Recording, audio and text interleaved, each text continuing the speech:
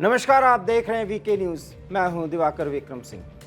प्रधानमंत्री नरेंद्र मोदी की हाल ही की चित्रकूट यात्रा और उसमें तुलसी पीठाधीश्वर रामभद्राचार्य से मुलाकात और मुलाकात के बाद जिस तरीके का आशीर्वाद उन्होंने दिया और जिस अंदाज में प्रधानमंत्री नरेंद्र मोदी को मित्र मोदी संबोधित किया रामभद्राचार्य ने, उसके बाद वो एक बार फिर सुर्खियों में आ गए हैं, जो पहले ही सुर्खियों में रहे हैं। बात मित्र की थी और रामभद्राचार्य से आशीर्वाद की थी, वो पूरी हुई।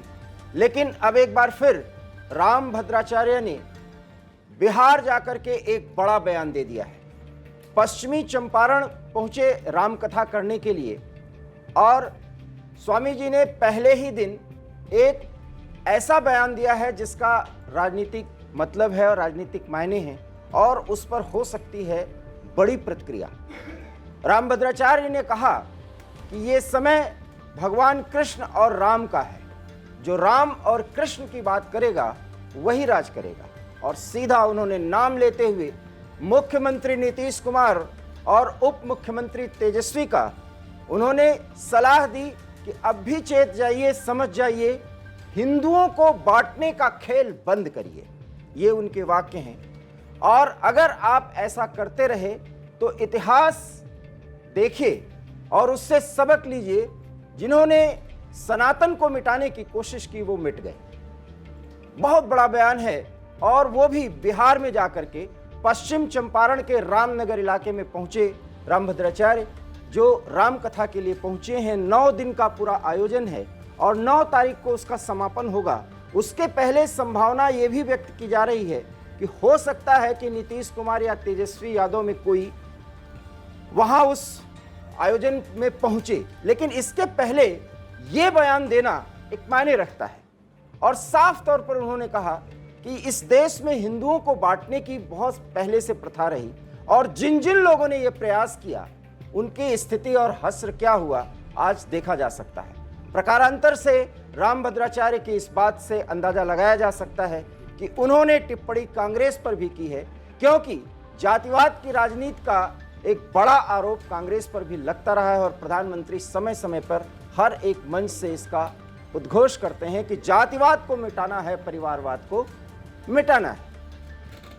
हालांकि उन्होंने अपने मित्र के संबंध में कोई बयान नहीं दिया और किसी पार्टी का नाम नहीं लिया, लेकिन सवाल यह है कि उन्होंने मुख्यमंत्री और उप मुख्यमंत्री को यह सलाह भी दी और अनुरोध भी किया कि अब समय यह है कि हिंदुओं को बांटने का जो भी प्रयास है वो कुत्सित है और उसको बंद कर दिया जाए।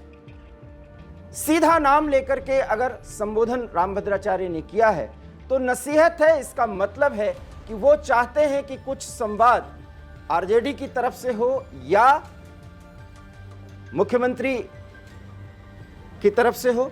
और क्या नीतीश कुमार इस पर कोई संज्ञान लेकर के बयान देंगे या आध्यात्मिक पीठाधीश्वर से बातचीत करेंगे, देखा जा सकता है। ये तो अभी 8 या 9 दिन का पूरा समय है और इसमें वो बातें सामने आएंगी। लेकिन रामभद्राचार्य ने सीधे सीधे नाम लिया है और ये कहा है कि हिंदुओं को बांटने का प्रयास बिहार से बंद होना चाहिए। मतलब साफ है, क्योंकि बिहार में ही जातिवाद को बढ़ाने के लिए जातीय जनगणना को आधार दिया गया और इसके बाद अब हर एक मंच से इंडिया अलायंस के सबसे बड़े नेता अगर कहा जाए आज के समय में वो राहुल गांधी हैं। और राहुल गांधी इसमें बिहार मॉडल का जिक्र करते हैं और जहां भी जाते हैं, छत्तीसगढ़ में भी उन्होंने कहा है, राजस्थान में भी ये बात सामने आई है, आंध्र प्रदेश में भी ये बात की गई है कि जातीय जनगणना अब कराई जाएगी।